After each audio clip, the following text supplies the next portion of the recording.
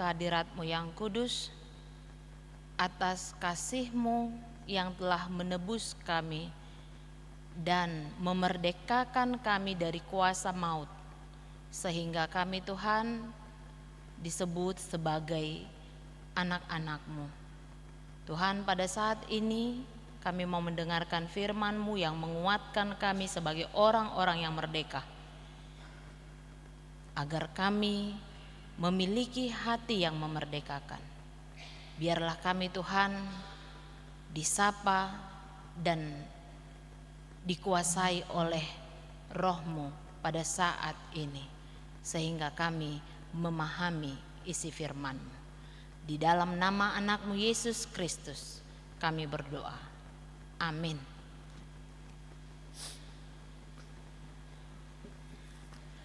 Shalom. Merdeka. Masih kurang semangat. Merdeka. Iya, terima kasih. Semangat kemerdekaan pada minggu ini ya, Amang Inang. Jemaat yang dikasihi Kristus, karena minggu ini juga kita memperingati hari kemerdekaan kita yang ke-80 tahun. Untuk itu firman Tuhan juga mengingatkan kita sebagai orang-orang yang telah dimerdekakan oleh Kristus supaya hidup sebagai orang merdeka. 1 Petrus 2 ayat 11 sampai dengan ayat 17. 1 Petrus 2 ayat 11 sampai dengan ayat 17 saya akan membacakan bagi kita sekalian. Beginilah dikatakan. Peringatan untuk hidup sebagai hamba Allah. Saudara-saudaraku yang kekasih, aku menasihati kamu supaya sebagai pendatang dan perantau kamu menjauhkan diri dari keinginan-keinginan daging yang berjuang melawan jiwa. Milikilah cara hidup yang baik di tengah-tengah bangsa-bangsa bukan Yahudi, supaya apabila mereka memfitnah kamu sebagai orang durjana, mereka dapat melihatnya dari perbuatan-perbuatanmu yang baik dan memuliakan Allah pada hari Ia melawat mereka.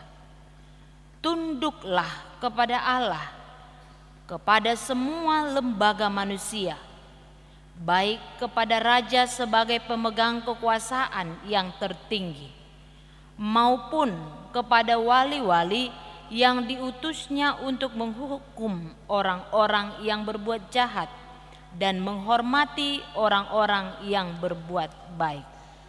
Sebab inilah kehendak Allah, yaitu supaya dengan berbuat baik kamu membungkam kelicikan orang-orang yang bodoh. Hiduplah sebagai orang merdeka dan bukan seperti mereka yang menyalahgunakan kemerdekaan itu untuk menyelubungi kejahatan-kejahatan mereka. Tetapi hiduplah sebagai hamba Allah. Hormatilah semua orang, kasihilah saudara-saudaramu, takutlah akan Allah, hormatilah raja. Demikian firman Tuhan. Jemaat yang dikasihi Kristus, hari ini kita merayakan 80 tahun kemerdekaan negara Republik Indonesia yang kita cintai ini. Tidak terasa dengan usia 80 tahun tentunya sudah banyak hal, sudah banyak kemajuan yang kita nikmati, terlepas dari adanya kekurangan-kekurangan. Tetapi kemerdekaan ini harus kita syukuri,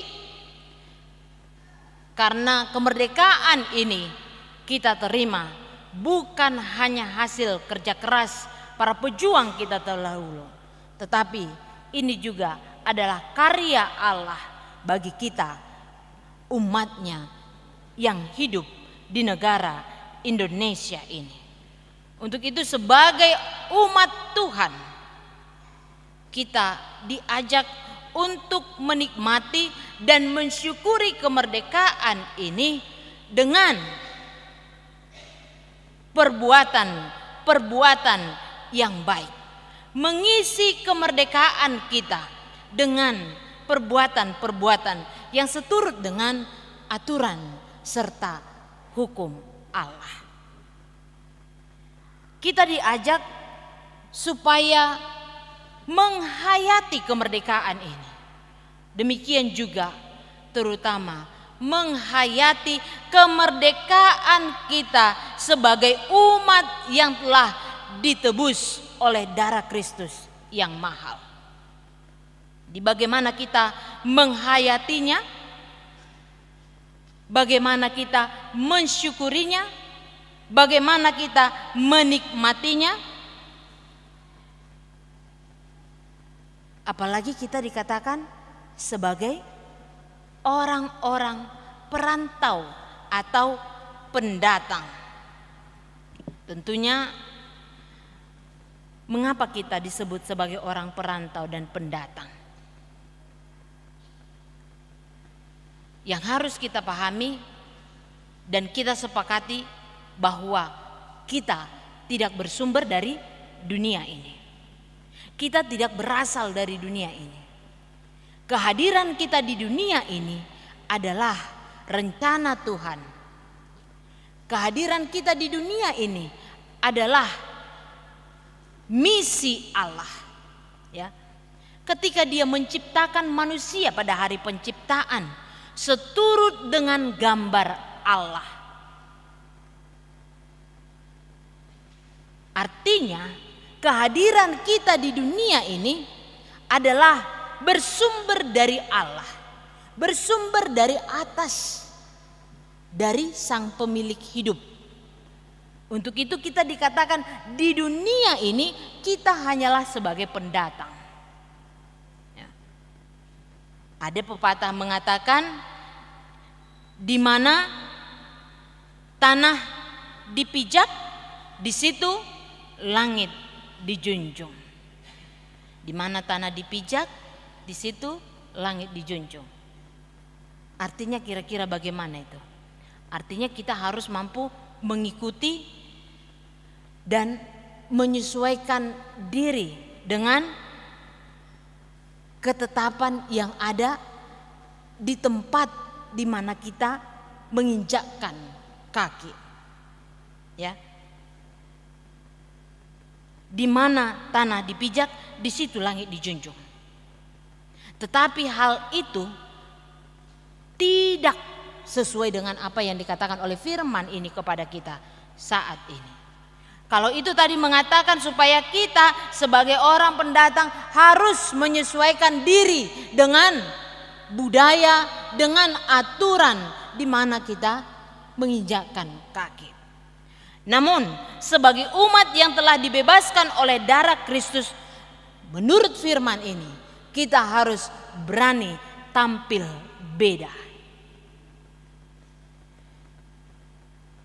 Kita harus berani tampil beda, terutama karena memang banyak hal yang berbeda yang tidak seturut dengan keinginan Kristus, keinginan-keinginan yang ada di dunia ini.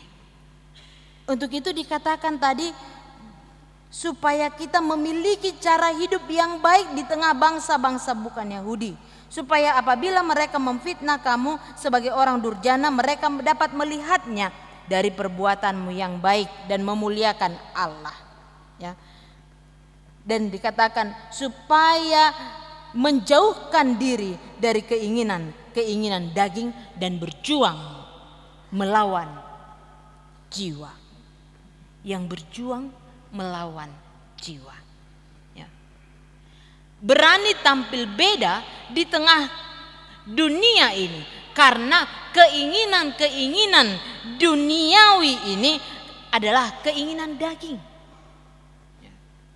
yang menawarkan kenikmatan sesaat.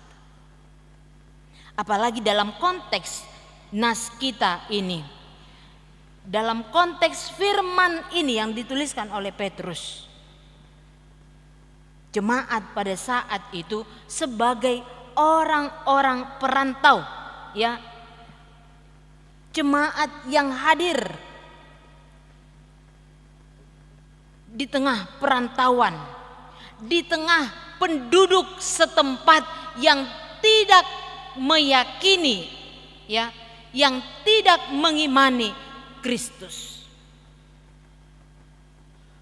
Penduduk setempat adalah orang-orang yang menyembah berhala, yang tidak percaya kepada Kristus.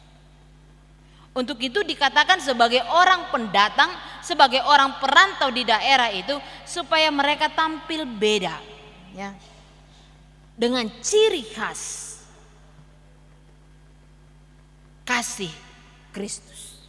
Karena perbuatan baik itu tidak dapat dilakukan tanpa kasih Kristus.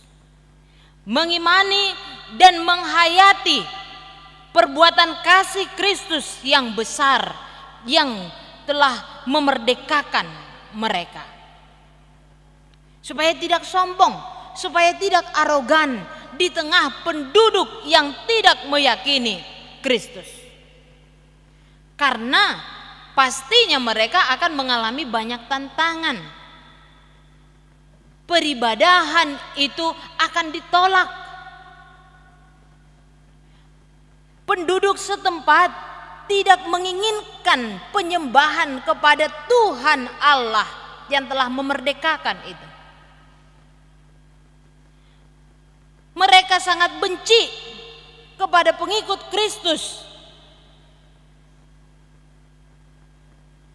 Mereka tidak menginginkan kehadiran pengikut Kristus. Untuk itu Petrus mengingatkan mereka supaya mereka hadir sebagai orang pendatang dan tetap tampil berbeda dengan perbuatan-perbuatan yang baik itu. Karena lewat perbuatan baik itu nama Tuhan dikatakan dimuliakan, ya. Supaya jangan ada yang tersinggung dari penduduk setempat karena perbuatan mereka yang sombong. Pengikut Kristus tidak demikian. Jikapun menegur, jangan arogan, tetapi tetaplah di dalam kasih Kristus. Mereka yang telah menyembah berhala, mereka yang tidak yakin kepada Kristus, adalah mereka yang melakukan keinginan-keinginan daging. Tentunya banyak berhala-berhala, ya. Banyak berhala-berhala zaman saat ini. Di tengah dunia ini banyak hal-hal yang tidak seturut dengan keinginan Kristus. Di tengah kemajuan zaman sekarang ini, di tengah cepatnya perubahan-perubahan yang telah terjadi, pengikut Kristus harus berhikmat, ya, harus berhikmat untuk mengikuti apakah itu layak diikuti atau tidak. Karena jika pada saat itu dikatakan supaya pengikut Kristus itu tidak jatuh kepada keinginan-keinginan daging. Saat ini juga banyak hal, ya, banyak hal di tengah kemajuan zaman yang begitu cepat, tren yang begitu cepat berganti. Tetapi sebagai pengikut Kristus kita harus berhikmat. Tidak semua tren, tidak semua yang sedang viral saat ini harus kita ikuti. Tidak semua gaya yang sedang tampil saat ini harus diikuti, ya, karena belum tentu itu seturut dengan keinginan Tuhan, seturut dengan ajaran Tuhan. Apakah itu baik atau jahat, kita harus berhikmat. Dikatakan jangan terganggu, ya. Jangan karena keinginan-keinginan daging itu yang berjuang melawan keinginan-keinginan yang baik di dalam jiwamu. Dikatakan di sini ayat 11 itu. Keinginan-keinginan daging itu berjuang terus di dalam jiwa kita untuk melawan keinginan jiwa. Karena keinginan jiwa ini adalah keinginan yang baik. Ya. Jadi dua hal ini saling beradu di dalam hidup kita. Untuk itu nyanyian kita mengatakan lawanlah godaan. Ya. Lawan godaan. Godaan itu paling beratnya ketika datang dari dalam diri kita sendiri. Kalau dari luar diri kita mampu melihatnya. Tetapi ketika godaan yang paling berat itu adalah datangnya dari kita sendiri. Bagaimana kita berjuang melawan keinginan daging kita dengan keinginan jiwa yang baik itu. Sebagai pengikut Kristus, supaya keinginan-keinginan yang baik itu tidak padam di dalam jiwa kita.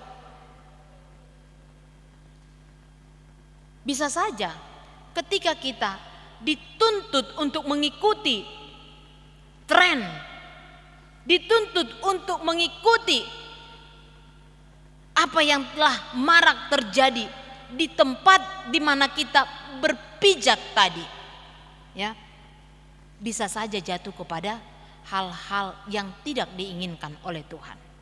Tentu ada hal yang baik juga yang terjadi di tempat kita berpijak ini. Tetapi tidak semuanya.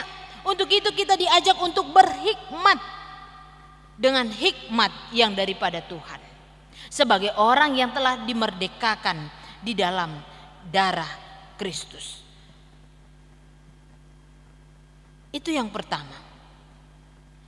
Bapak Ibu saudara-saudari yang terkasih, firman ini juga mengingatkan tentang sikap kita di dalam bersikap, baik terhadap sesama maupun terhadap pemerintah kita.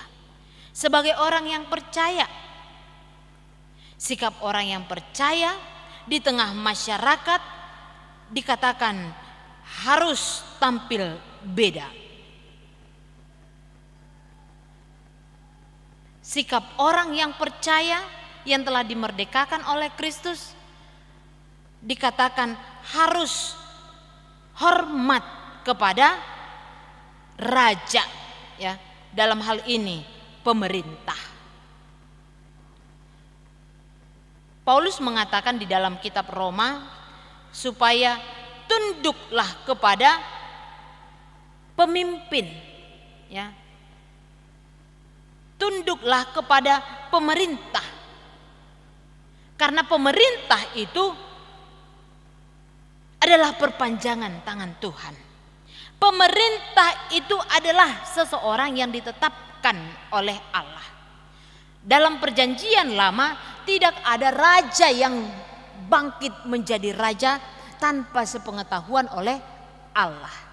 Allah sendirilah yang memilihnya, yang menetapkannya, yang mengurapinya melalui para nabinya. Sehingga raja itu adalah perpanjangan tangan Allah untuk memimpin para umatnya. Tidak ada kuasa yang diberikan kepada raja tanpa Allah sendiri yang mendirikannya menjadi pemimpin, sehingga dia memiliki kuasa untuk memimpin karena Tuhanlah yang mengizinkannya. Untuk itu ini juga teguran kepada para pemimpin supaya pemimpin benar-benar menghayati kepemimpinannya sebagai perpanjangan tangan Allah, perpanjangan tangan Tuhan, karena Tuhanlah yang mengizinkannya untuk memimpin. Supaya pemimpin tunduk dan taat kepada Tuhan dan takut akan Tuhan. Supaya pemimpin tidak memakai kekuasaannya untuk semena-mena terhadap masyarakat kecil. Supaya pemimpin tidak memakai kekuasaannya untuk menindas dan menganggap dan serta merasa diri sebagai Tuhan. Bukan. Supaya pemimpin itu menjauhkan hati dari kesombongan. Supaya pemimpin itu tidak menyalahgunakan kedudukannya sebagai pemimpin untuk memanfaatnya, korupsi, memperkaya diri. Bukan. Pemimpin harus mempertanggungjawabkan kepemimpinannya kepada Tuhan yang mengizinkannya untuk menjadi pemimpin. Berdasarkan ketundukan dan ketaatan kepada Tuhan, maka patutlah pemimpin melakukan dan menjalankan kepemimpinannya dengan benar. Ini yang dinasihatkan oleh Petrus di dalam khotbah kita ini. Setiap pemimpin harus tunduk kepada Tuhan. Ketaatan umat percaya kepada pemimpin atau kepada pemerintah ini berasal dari tadi, karena Tuhanlah yang mengizinkannya. Jadi ketaatan kita sekarang kepada pemimpin kita karena ketaatan itu berangkat dari ketaatan kita kepada Tuhan. Karena orang percaya adalah orang-orang yang taat kepada aturan, taat kepada hukum, sebagaimana kita taat kepada hukum yang Tuhan berikan. Memang di awalnya juga pemerintah itu adalah perpanjangan tangan Tuhan untuk memikirkan kesejahteraan umatnya, memikirkan keteraturan umatnya. Jadi ayat 14 dikatakan, maupun kepada wali-wali yang diutusnya untuk menghukum orang-orang yang berbuat jahat dan menghormati orang-orang yang berbuat baik. Ya. Artinya ada hukum yang berlaku dan hukum ini adalah untuk menegur orang-orang yang berbuat jahat, ya, dan menghargai serta menghormati orang-orang yang melakukan kebaikan. Jadi sikap baik kita, sikap menghormati kita kepada pemimpin kita adalah karena kita sadar akan pemilihan Allah terhadap pemimpin tersebut. Bersikap baik adalah cara kita untuk memadamkan kejahatan, mengalahkan kejahatan. Roma pasal 12 ayat 21 dikatakan, janganlah kamu kalah terhadap kejahatan, tetapi kalahkanlah kejahatan dengan kebaikan. Jadi kebaikan itu memadamkan kejahatan. Sebagaimana dalam firman kita ini kita lihat sapaan Petrus di dalam kasih. Ya. Kasih yang menuntun kita kepada hal-hal yang baik, perbuatan yang baik, perkataan yang baik, yang mampu membangun relasi supaya lebih dekat dan lebih erat di tengah keperbagaian ini, di tengah perbedaan ini, di tengah dunia dengan segala keinginannya yang tidak baik. Untuk itu dikatakan orang percaya untuk senantiasa tetap baik Jadi sekalipun ada perkataan mengatakan bodoh kali kau, baik kau sama dia, udah jahat dia sama kau katanya. Tapi siapa yang dikatakan orang yang bodoh di dalam firman ini? Orang yang bodoh adalah orang-orang yang melakukan keinginan daging, yang menuruti keinginan daging. Jadi orang yang melakukan kebaikan berdasarkan kasih Kristus itu bukan orang bodoh. Ya. Janganlah jemu-jemu berbuat baik katanya.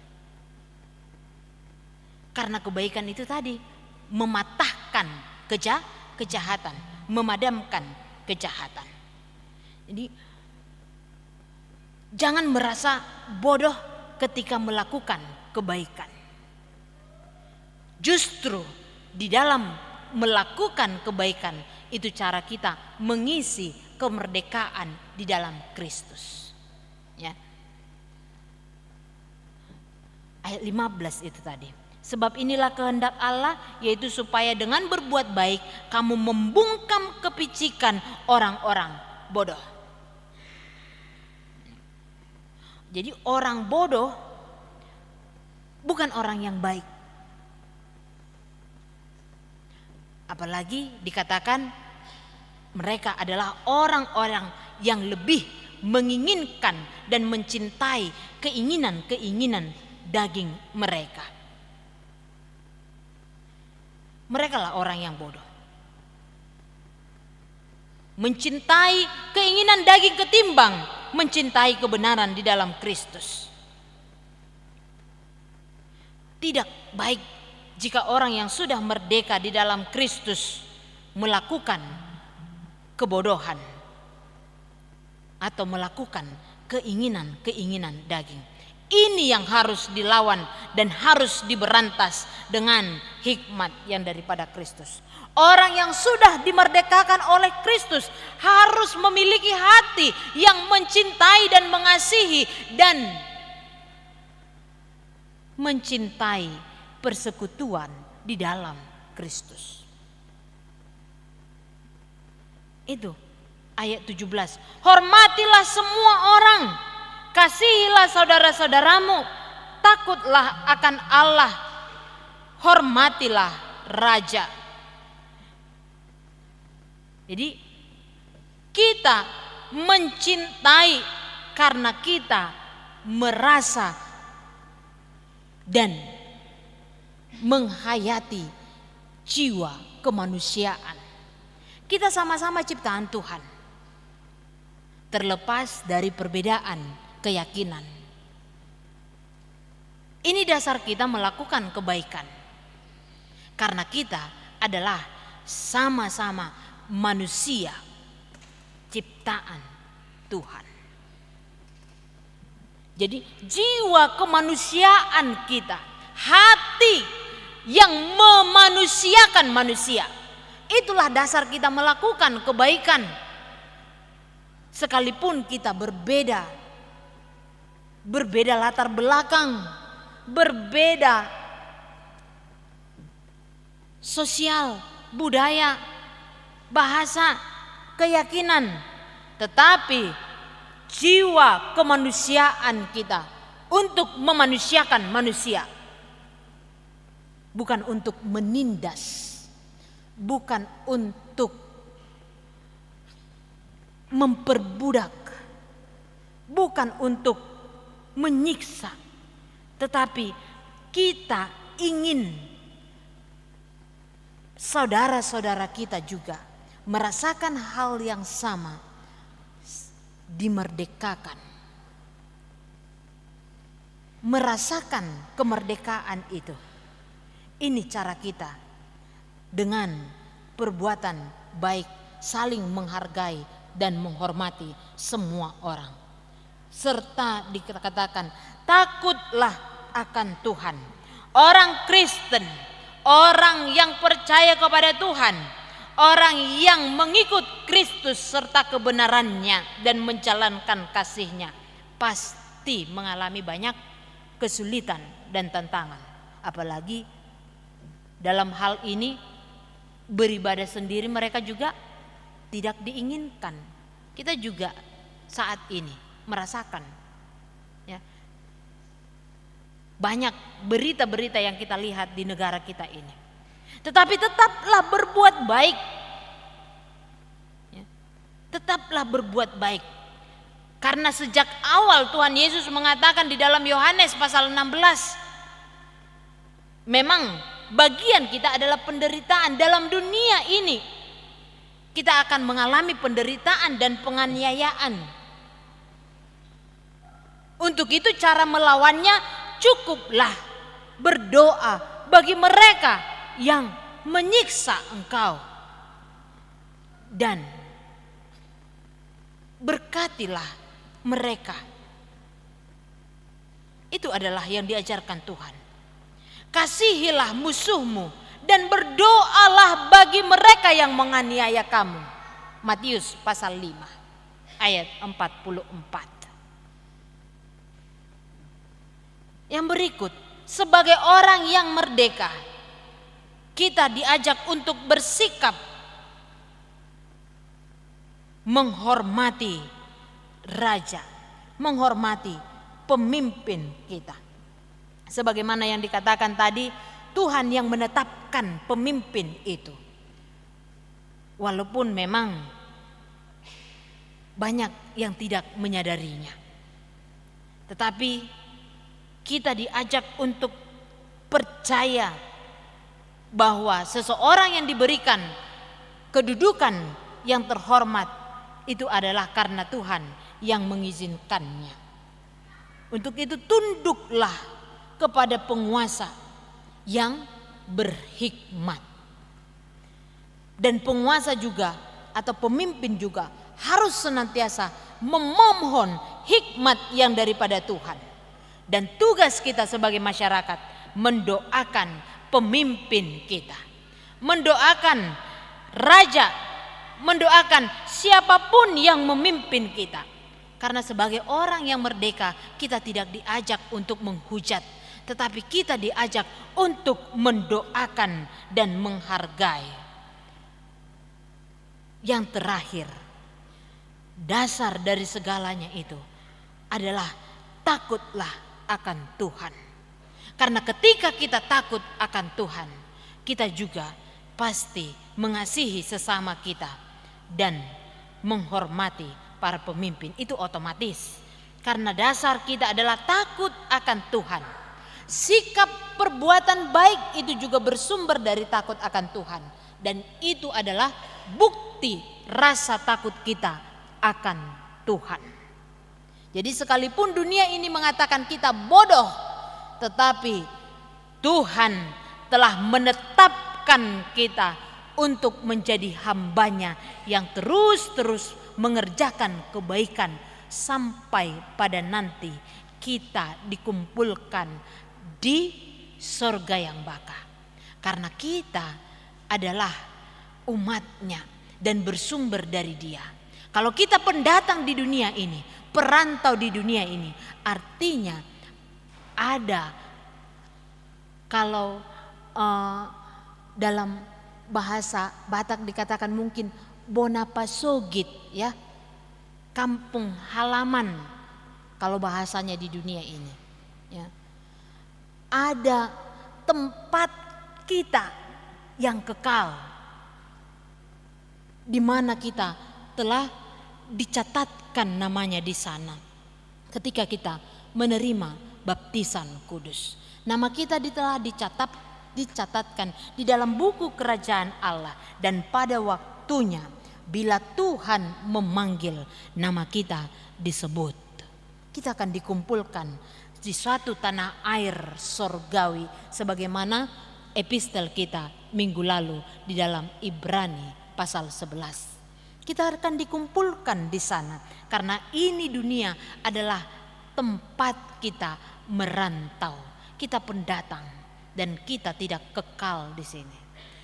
Penghayatan kita akan kemerdekaan kita yang sejati adalah kita telah dimerdekakan oleh darah Kristus, Maka hiduplah sebagai orang-orang yang merdeka dengan cinta akan kebaikan. Teruslah berbuat baik, karena dengan kebaikan kita memadamkan kejahatan. Amin. Terima kasih ya Tuhan untuk firman-Mu yang telah menyapa kami sebagai orang-orang yang telah merdeka. Biarlah kami Tuhan menghayati kemerdekaan dan mengisi kemerdekaan kami dengan kebaikan yang berdasarkan kasih serta takut akan Tuhan. Izinkan kami Tuhan dan mampukan kami untuk melakukan firman-Mu pada hari kemerdekaan kami ini. Biarlah Tuhan pada hari kemerdekaan kami negara Republik Indonesia yang ke-80 tahun ini, kami semakin mencintai tanah air kami ini dan mendoakan para pemimpin kami supaya mereka Engkau berikan kuasa dan hikmat memimpin yang memikirkan kesejahteraan masyarakat serta memikirkan kebersamaan kami di negara ini. Biarlah kami Tuhan terus menerus mendoakan mereka sebagai bukti dari perbuatan baik kami untuk negara ini. Biarlah kami juga Tuhan sebagai warga sorgawi dalam perjalanan kehidupan di dunia ini, Engkau tuntun kami selalu ke jalan yang benar hingga kami nanti tiba di rumah-Mu yang baka. Dalam nama anak-Mu Yesus Kristus kami berdoa. Amin.